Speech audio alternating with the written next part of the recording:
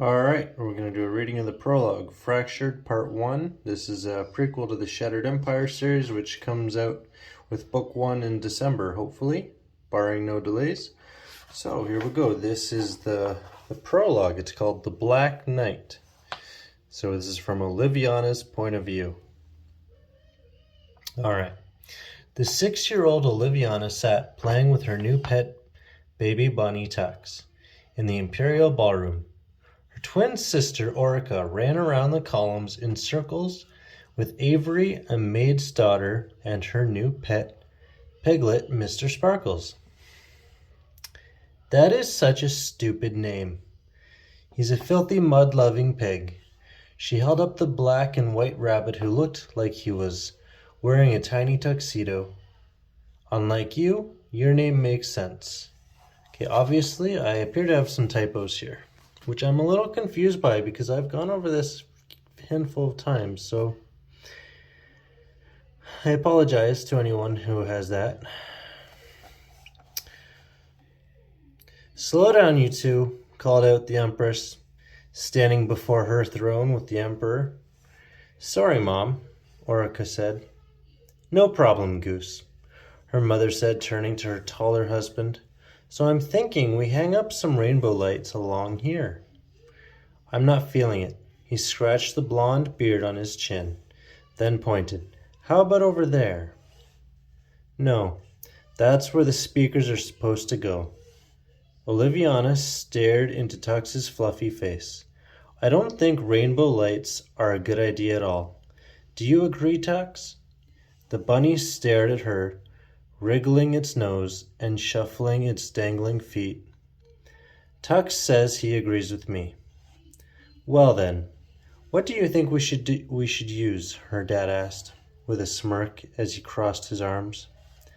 I think we should use white lights. It's our color and our party, right? He knelt down and gently placed a hand on her shoulder. Yes, it is our party, but the purpose is not only to show unity, but to be unified. Why? Oliviana asked, setting Tux down. Well, the other colors are needed to maintain our Gempire. Over 100 million people count on us to maintain peace and prosperity. Ours is the last light of civilization in a dying world. Therefore, whilst we can include white decorations, we must include the rest of the colors as well. It could make them feel undervalued in our eyes. Her dad finished. Her mom stepped next to him. He means they'll get their feelings hurt, sweetie. Oliviana stood, placing her hands behind her back. So we can't have it just be a white party because the royal families would get their feelings hurt. Her dad smiled. Yes, exactly. But can we still have white tablecloths? She asked, leaning forward, smiling. Please don't. Those are such a pain for my mom to get clean, Avery said, meekly, standing beside Orica. The Empress laughed. Don't worry, we won't serve any wine. What's that? Orica asked. It's grown-up grape juice, Oliviana said. What makes it grown-up? Orica asked.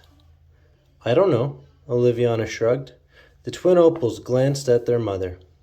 Well, it's just older. The Empress was cut off by a beam of black light flashing across the room. Oliviana raised her hands to shield her eyes. Thud. She looked down, seeing her mother lying limp on the ground. Her father dropped to his knees, hands over her to check on her. Oh God, Oriah, are you okay? So just going to pause right there. I want you to know Oriah is the name of the Empress. And obviously, yes, I am aware that there are some errors. Now, I went back and forth with Devin on this, so some of these errors might be on him, but at the end of the day, I take full responsibility as the self-publishing author, so I apologize in advance for that, and I'm going to continue reading now. All right. Oliviana heard a scream behind her. She looked to the second floor where a mask-wearing man had something on his wrist. He was wrestling with a guard holding a sonic rifle. The guard was staggered back by a second beam. He charged, shouting, "For the opals!" He stabbed the masked man as they tumbled over the edge. Crash! Oliviana's ears rang as the sonic rifle hit the floor, pointing at her. She fell to her knees as she clutched her ears with her tiny hands. Tux hopped away. The man in the mask stood, staring at his exposed wrist. He pulled out something the size of a TV remote. It expanded into a sword. It glowed with a strange energy as black crystals formed along its double edges. He swung, cutting off the guard's head, then turned his gaze to Oliviana. Black eyes stared into her. Blood ran down his leg. The man rushed forward, leaving a small trail of blood behind. "You'll harm no one else," the Emperor shouted, standing beside Oliviana. She looked up at her father. His eyes also turned black as he pulled out a similar sword that formed with white crystals. By the entrance, Oliviana spotted her sister and Avery running away with the pig following and squealing. The white sword was raised to protect her. As the only other remaining soul in the room, her father charged. His swing met the black sword, gliding off and cutting deep into the floor. The bleeding man brought it around for another swing. Her father jumped backwards. The masked man rolled over the Empress's body. In frozen horror, Oliviana stared into the empty skeletal eye socket over her mother's head. One half was the face of her mother, just asleep. The other was nothing but bone and scorch marks. The masked man shouted, "At least that's one down. But damn it, I was aiming at you." He pointed the blade at her father. Her dad lowered his blade in disbelief. "Brother?" "That's right. Guess I won't be needing this anymore." The man pulled off his mask, exposing her uncle's face and nearly shaved head. "Ulner, why?" her father's whisper echoed. "Why? The Opals take our taxes, send our people to fight their wars, strip mine our resources, and exploit our people for decades?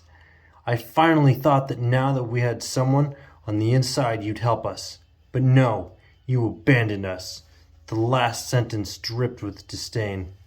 "I have not abandoned you. You're talking madness, brother." Her father spread out his arms, lowering his guard. So there are 6 pages to go for the prologue, and then Act 1. All right, here we go. Yes, you did. Yes, you did. For too long, the Opals have stolen the best lands from our kingdom and left us with the table scraps. No more. We're wiping out the Opals and their mates tonight, every last one. Her uncle turned his pitch-black eyes to Oliviana. "She's next. Then I'll find her sister." He took a step forward. "Traitor!" her father screamed, closing the distance with such ferocity it forced the uncle back. "You dare raise the onyx blade against my family. You're not worthy of the shine magic that courses through our royal veins."